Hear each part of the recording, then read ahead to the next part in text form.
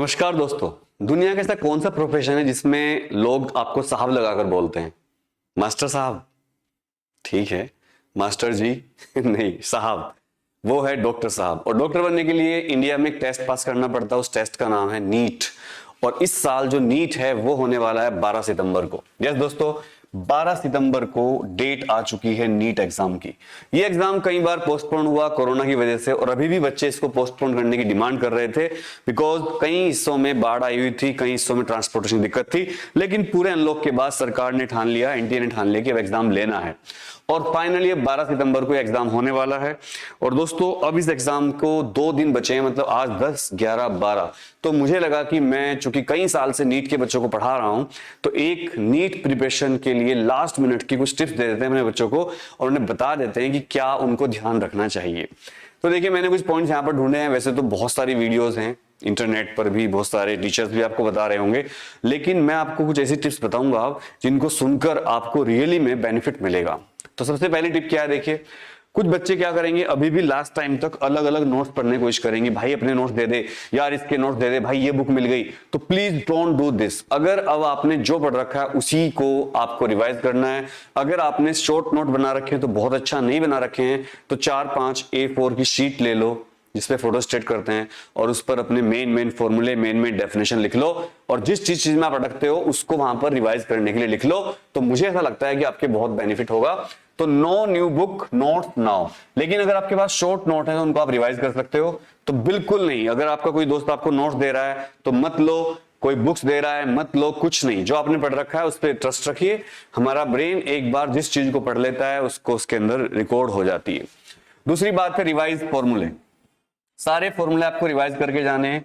अभी मैं आपको थोड़ी देर बाद बताऊंगा फिजिक्स में, खासकर क्योंकि मुझे फिजिक्स की नॉलेज है, कि फिजिक्स में आप किस किस पार्ट को अच्छी तरह करके जाएंगे। दोबारा, तिबारा, चौबारा, कई बार उसको रिवाइज करना जहां पर आपको ज्यादा मार्क्स मिल सकते हैं। डाइट एंड स्लीप पैटर्न, ये बहुत इंपॉर्टेंट पॉइंट, इसको आप इग्नोर कर देते हो। कुछ बच्चे क्या करेंगे, जब एग्जाम को 2 दिन बचे हैं तो कुछ बच्चे दिन रात पढ़ना शुरू कर देंगे, रात को नींद नहीं लेंगे और रात को जाग जाग कर पढ़ेंगे और ये सोचेंगे कि इससे हमें बहुत फायदा होगा। लेकिन ऐसा देखा गया है दोस्तों, अगर कोई बच्चे रात को लेट नाइट तक पढ़ते हैं तो अच्छी बात है, लेकिन अगर आप लेट नाइट पढ़ते हो अब, तो आपको इसका बहुत ज्यादा नुकसान हो सकता है। अब आपको लेट नाइट नहीं पढ़ना है, अब आपको आराम से एक नींद लेनी है 8 घंटे की, 7 घंटे की, और हेल्दी डाइट खानी है। हेल्दी डाइट में ज्यादा पानी पीना है, ध्यान रखिएगा। घी, तेल, तली भुनी चीजें ज्यादा नहीं खानी, सब्जी ज्यादा खानी है, नॉन वेज फूड कम खाना है। जितना फ्रेश फ्रूट्स एंड वेजिटेबल्स आप खा सकते हो उतना ही आपका ब्रेन ज्यादा रिस्पॉन्ड करेगा। बादाम रात को भिगोकर रख लीजिए 4-5, सुबह उठकर उनका छिलका उतार कर उनको खाइए, चबा चबा कर खाइए, चबा चबा कर खाइए। एक बादाम को 32 बार चबाइए, तो उससे आपका ब्रेन और आपका न्यूरल सिस्टम ज्यादा अच्छा काम करेगा। ये मैंने सब चीजें आजमा रखी हैं। मोर देन 16 लाख बच्चे इस एग्जाम को देने वाले हैं। 16 लाख से भी ज्यादा रजिस्ट्रेशन हुए हैं। अगर हम ये मान लें कि थोड़े बहुत बच्चे इस एग्जाम पर नहीं पहुंच पाएंगे सेंटर पर ड्यू टू सम प्रॉब्लम्स, या कुछ बच्चे स्किप कर देते हैं, तब भी 16 लाख बच्चे इस बार एग्जाम देंगे। तो पेपर टफ है, इससे आपको स्ट्रेस होगी कि मेरा सिलेक्शन होगा या नहीं होगा, तो बिल्कुल स्ट्रेस मत लीजिए। This is my request. Stress लेने की बिल्कुल बात नहीं है, आप स्ट्रेस मत लीजिए। भगवान जो करेंगे अच्छे करेंगे, होत वही जो राम रची राखा। और एक कहावत है, मदद हिम्मत मर्द मदद है खुदा, मतलब जो आदमी हिम्मत करता है भगवान भी उसकी मदद करते हैं। तो बिल्कुल स्ट्रेस मत लेना। स्ट्रेस में क्या होगा, जो आपको याद होगा वो भी आप भूल जाओगे दोस्तों। स्ट्रेस में ऐसा देखा गया है कि जो आपको याद होता है वो आप भूल जाते हो। तो बिल्कुल रिलैक्स होकर आपको करना। कहना आसान होता है, मैं मानता हूं आपकी पूरी फ्यूचर इस पर टिका हुआ है, आपकी पूरी लाइफ इस पर टिकी हुई है। कहीं का बहुत बड़ा सपना है डॉक्टर बनने का, कई बच्चे कई साल से मेहनत कर रहे होंगे, कुछ बच्चे तो 9 से लग जाते हैं, कुछ बच्चे ड्रॉपर होंगे, कई साल से प्रिपरेशन कर रहे होंगे। आई अंडरस्टैंड, लेकिन लेकिन लेकिन हिम्मत नहीं हारनी है, पूरी ताकत से लग जाना है। एक बच्चे मुझसे पूछ रहे थे, भैया पेपर कैसा आ सकता है, आपको एक्सपीरियंस, आप इतने साल से पढ़ा रहे हो। ये दोस्तों, मैं दिल्ली एनसीआर, कोटा की कई बड़ी कोचिंग्स में, प्लस पिछले 7-8 साल से तो मैं अपनी कोचिंग अनुराग टेक क्लासेस को चला रहा हूं। तो ये बात सच है कि मुझे एक्सपीरियंस है इस चीजों का। और पिछले साल का अगर पैटर्न देखते हैं, जब भी लॉकडाउन था उस टाइम भी कोरोना की सिचुएशन थी, तो ऐसा देखा गया है कि एनटीए पेपर को इजी सेट कर रहा है। चाहे वो जेई का पेपर आप देख लो, चाहे वो नीट का पेपर देख लो, तो इस साल भी ऐसी उम्मीद है कि पेपर इजी आ सकता है। हालांकि अगर आप कमेंट करोगे तो मैं इसके लिए अलग से वीडियो बना दूंगा आज रात तक या कल सुबह तक कि पेपर किस टाइप का आएगा। मैंने काफी स्टडी की इसके बारे में और मैंने थोड़ा सा जुगाड़ सोचा समझा है इसका।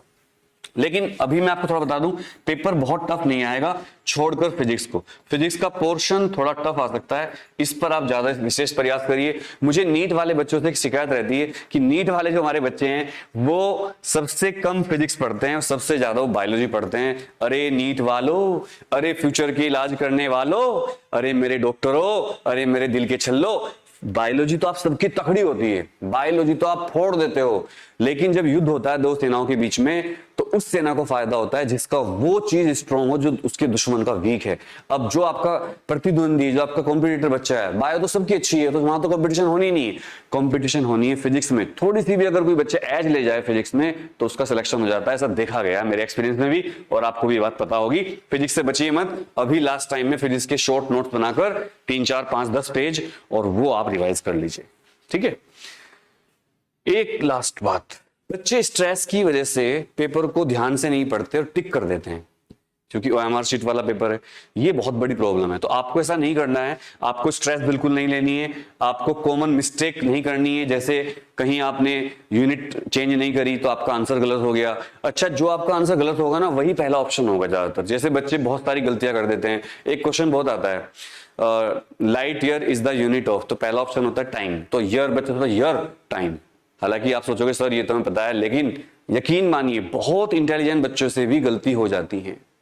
जैसे अभिमन्यु महाभारत के युद्ध में बिना ये जाने कि वो चक्रव्यूह को तोड़कर बाहर कैसे आएगा, चक्रव्यूह को तोड़ना जानता था, बाहर आना नहीं जानता था, घुस गया अंदर। और यही कौरव चाहते थे। तो आपको स्ट्रेस नहीं लेना, आपको गलती नहीं करनी है। और एक बात मैं आपसे और कह दूं, देखो नीट जो है एक ऑल इंडिया लेवल का एग्जाम है, ठीक है, ऑल इंडिया लेवल का एग्जाम है। और एक बात मैं आपको और बता दूं, जितने साउथ के कुछ स्टेट्स हैं साउथ इंडिया के, वो नीट को स्क्रैप करने की बात कर रहे थे कि नीट को लो मत, नीट हटा दो। अब आप सोच सकते हैं नीट हटाने के लिए क्यों कह रहे थे वो। जब नीट नहीं था तो अलग अलग स्टेट के अलग अलग एग्जाम होते थे। जैसे यूपी का होता था यूपी सीपीएमटी, दिल्ली का डीपीएमटी, अलग अलग। तो वहां पर बहुत घोटालेबाजी चलती थी, बहुत ज्यादा कुछ होता था। अलग अलग स्टेट के कॉलेजों में बहुत डोनेशन चलते हैं, डोनेशन अभी चलते हैं, पर नीट से थोड़ा रेगुलेशन आया है। उसके बाद एक डिमांड उठी, एक दिन ट्विटर पे ट्रेंड कर गया कि फिजिक्स को हटा दो नीट से। अरे फ्यूचर डॉक्टर्स, अगर आप फिजिक्स को हटा दोगे नीट से तो आजकल बड़ा हॉस्पिटल आप किसको बोलते हो? बड़ा हॉस्पिटल आप उसको बोलते हो जिसमें बहुत बड़ी बड़ी बिल्डिंग्स और बहुत बड़ी बड़ी मशीनें हो।